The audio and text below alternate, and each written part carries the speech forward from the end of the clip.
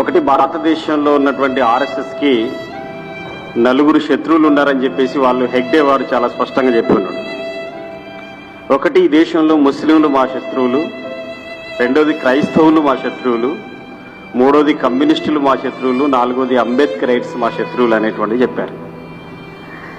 కాబట్టి ఈ నలుగురి మీద ఎటే టైం దాడి చేయడం అనేటువంటిది, దాడి చేయడానికి కావాల్సినటువంటి పని విభజన వాళ్ళ మధ్యలో జరిగేది. విహెచ్పి అనేటువంటిది రామ మందిర నిర్మాణం కోసం ఏర్పడినటువంటి సంస్థ మాత్రమే. ఆర్ఎస్ఎస్ అనేటువంటిది బీజేపీ యొక్క సైద్ధాంతిక సంస్థ.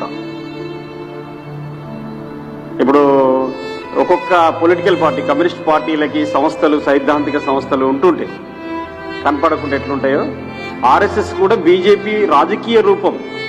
ఆర్ఎస్ఎస్ఏ అసలు రూపం అయితే దాని రాజకీయ రూపం బీజేపీ. కాబట్టి అది చిమ్ముతున్నటువంటి విషయం ఏమిటి, అది ఎవరి ప్రయోజనాల్ని కాంక్షిస్తుంది, ఎవరికి నష్టం చేస్తుంది అనేటువంటి విషయాల్ని మాత్రం మనం పరిశీలించాలి. నెంబర్ 1, బీజేపీ అధికారంలోకి రాగానే నలుగురి మీద ఎట్ ఏ టైం దాడి జరిగింది.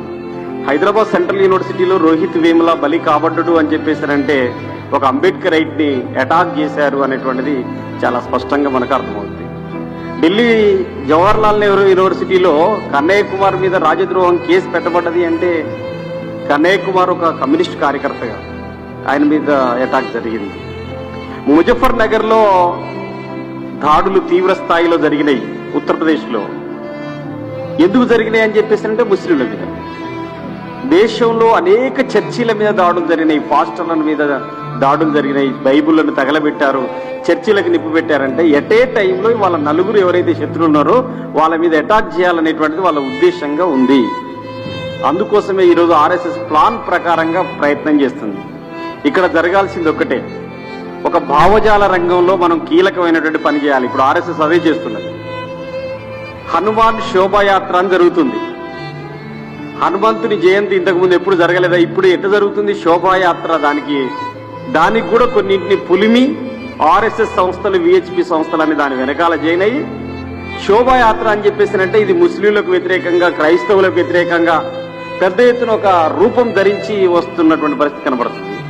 గణేష్ ఉత్సవ కమిటీ అని చెప్పేసానంటే ఇంతకుముందు ఖైరతాబాద్ గణేష్ ఉత్సవ కమిటీలో ఆర్ఎస్ఎస్ శ్రేణులు లేకుంటుండేది. సాధారణంగా ఖైరతాబాద్ ప్రజలే గణేష్ ఉత్సవ కమిటీకి ఏర్పడేవాళ్ళు. ఇప్పుడు ఆర్ఎస్ఎస్ దాంట్లో జోక్యం చేసుకుంటుంది. అంటే పండగలు, ఉత్సవాలు వీటన్నింటిలో కూడా వాళ్ళు జోక్యం చేసుకొని దాడులు, దౌర్జన్యాలకి పూనుకుంటున్నారు. ప్రత్యేకించి ఆవు పేరుతోటి ఎందుకు దళితుల మీద దాడులు జరుగుతున్నాయి? రీసెంట్ గా HMTV డిబేట్కి నన్ను రమ్మంటే వెళ్ళాను. విహెచ్పి అధికార ప్రతినిధి వెంకటేశ్వర రాజు అనేటువంటి వ్యక్తిని వచ్చిండు. చర్చ బాగా ముదిరి, ఆవు మా తల్లి, ఆవును మీరు కోస్తే మిమ్మల్ని కోస్తామని చెప్పేసి అన్నాడు. నేనన్నాను, మా తల్లి చనిపోతే మా తల్లిని పాడ మీద ఎత్తుకొని తీసుకొని వెళ్తాను. మరి మీ తల్లి ఆవు అయితే మీ తల్లి చచ్చిపోయినప్పుడు ఎప్పుడైనా ఆవును పాడ మీద ఎత్తుకొని మీరు ఆర్ఎస్ఎస్ వాళ్ళు తీసుకెళ్లారా అని అడిగిన. ఒప్పుకుంటాడా? మా తల్లి పేరు మల్లమ్మ, మా నాన్న పేరు నారాయణ, మీకు ఆవు తల్లి అయితే ఎద్దు తండ్రి అవుతాడు కదా, ఎప్పుడైనా మరి తండ్రి గురించి ఎందుకు మాట్లాడతలేరు అని చెప్పేసి అడిగినాం. వాళ్ళ దగ్గర ఏ సమాధానం లేదు. మీరు ఒకే ఒక్క విషయాన్ని గమనించండి, అజ్ఞానం ప్లస్ భయం ఈజ్ ఈక్వల్ టు మతం. దానికి వేరే సూత్రం లేదు. ఒకడు మూఢ విశ్వాసాన్ని ప్రేరేపిస్తున్నాడు అని చెప్పేసానంటే, మూఢత్వాన్ని, ఆధ్యాత్మికతను ప్రేరేపిస్తున్నాడంటే వాడు శాస్త్రానికి నిలబడలేడు, సైన్స్ కి నిలబడలేడు, వాస్తవానికి దూరంగా ఉంటాడు, రుజువుకు నిలబడినటువంటి అన్ని అంశాలని వాడు ముందుకు తీసుకొస్తాడు. ఆవు తల్లి లాంటిది అని చెప్పడానికి బేస్ ఏమిటి? డాక్టర్ బాబాసాహెబ్ అంబేద్కర్, మీ అందరికీ తెలుసు, మహత్పట్నంలో ఉన్నటువంటి చౌదార్ చెరువు పోరాటం నడుస్తున్నప్పుడు వీళ్ళందరూ చౌదార్ చెరువులో బిందెలతోటి నీళ్లు ముంచుకుంటే బ్రాహ్మణులు